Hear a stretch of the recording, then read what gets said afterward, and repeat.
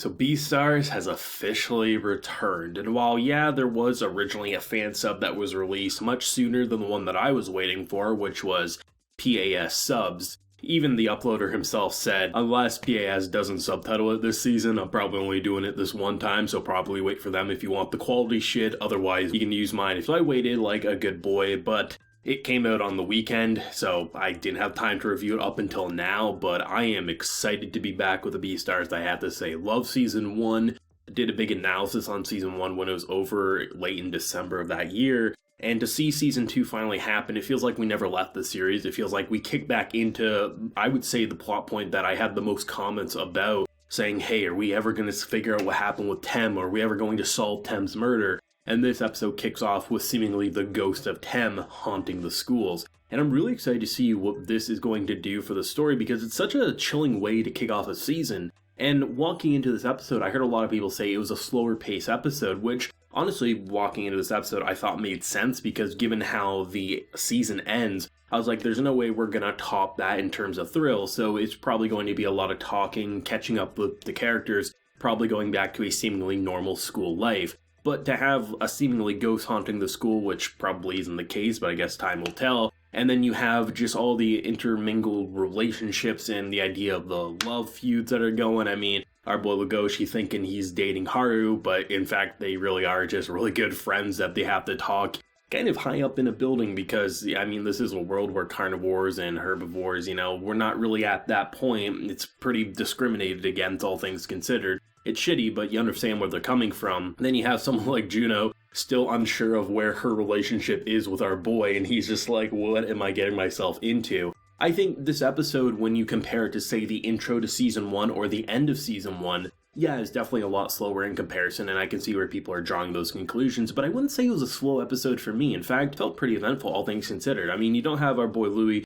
disappear for 2 months and then comes back in, resigns, and says, later, guys. What a dramatic theatrical entrance, I have to say. A man who's all been up on the stage, kind of being all about the drama and the stage act, comes back after such a dramatic exit saying, I guess it has been that long. So mysterious, and I'm wondering what's going on there. I mean, you could probably sit down and speculate for hours, but I mean, I'm just going to see what happens there. For me, I think the defining aspect of this episode was 2 key moments. It was obviously the ghost of Tem, and then there was, of course, the whole love and what's going to happen with the relationship between our boy, who pretty much is trying to go after Haru, where he has another girl being like, just turn me down properly, or things like that. The Ghost of Tem storyline, I think, I was honestly expecting this episode, just his ghostly body would pop up in a beautiful 3D rendered drawing or something, but no, it was very interesting seeing the characters, get these very spooky imageries. I think one of my favorite shots that Beastars has ever done across all 13 episodes now is the moment where the characters are taking a picture and the flash goes off and you see all these eyes in the crack there.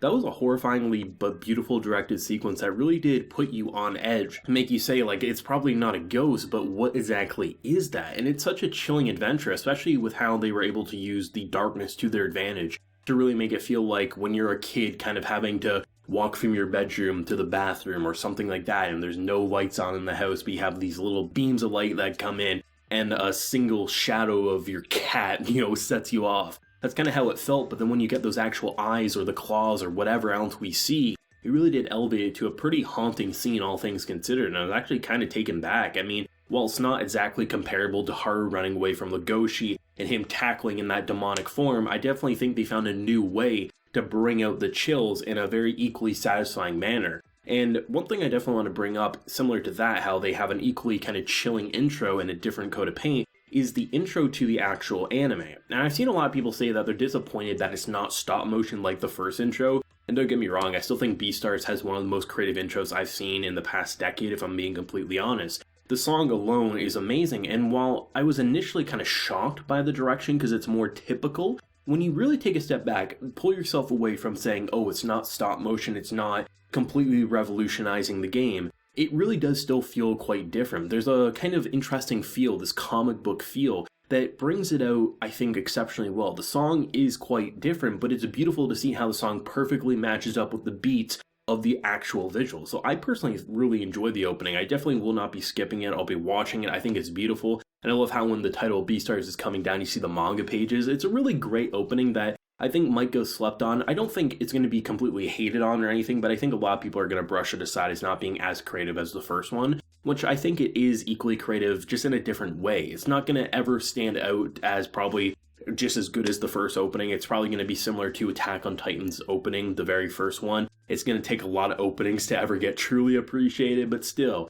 I definitely thought it was quite good. So the Ghost of Tem stuff I think is quite interesting, and I'm glad that Season 2 is going to actually touch upon this storyline, because it was one of the biggest, I would say, the most unresolved plotline of Season 1, but luckily Studio Orange came back saying we're going to give you that Season 2, and they immediately kick off, I think, the biggest question most of the fans have. So I'm excited to see what's going to happen in that confrontation, and the idea that the only one who could actually hear this goes was our boy, who was just like, can you please come out because people are going to think I'm a lunatic. And the thing with the whole like love feud going on, I mean, the Haru situation, it's kind of an unfortunate one, all things considered. A girl who originally liked Louis obviously has growing feelings for Legoshi, but obviously it's kind of hard to say you love or you like a person when you're confused about your own feelings, especially in a world that will not see this pairing as something acceptable, and there's going to be a lot of rumors, and it's natural to have those fears. But I really like the judo content, especially considering that she's kind of, in theory, next in line to be the Beastar, especially considering that, you know, carnivores are really much like thanking her because the reason they can walk down the hall and not get scoffed at is because of her speech. So it's like,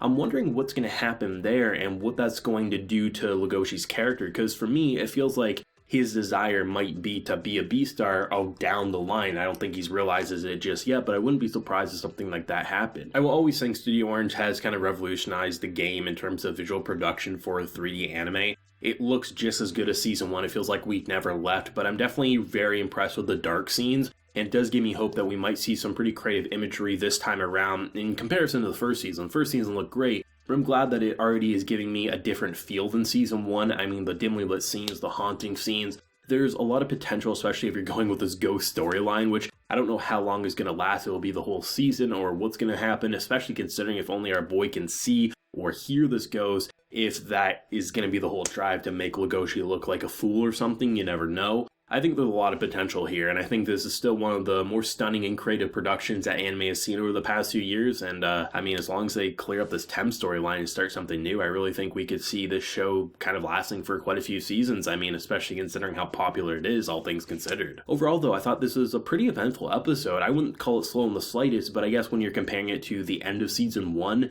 it definitely is, but as someone who recently rewatched Season 1, I wouldn't say it was a slow-paced episode. If this was a 2-core, if Season 1 and 2 were combined into one run, I don't think people probably would have said the same thing. They would have just said, oh, we're starting the next arc. It's obviously not going to be just as eventful, but I think it was a great episode. I'm really excited for more. No idea when these reviews are going to come out. It's going to all be based on fan subs. Probably I'll just start reviewing it with whatever fan subs are available as soon as I can, and then I'll just rewatch it with whatever quality I can find down the road. As long as they're readable, I'll be happy. Let me know your thoughts and feelings down below, your favorite moment, and where do you think it might go with episode 2. If you enjoyed the video, leave a like, share, support, and hit that subscribe button if you happen to be new around here. So until next time, everyone, please take care and have a good one.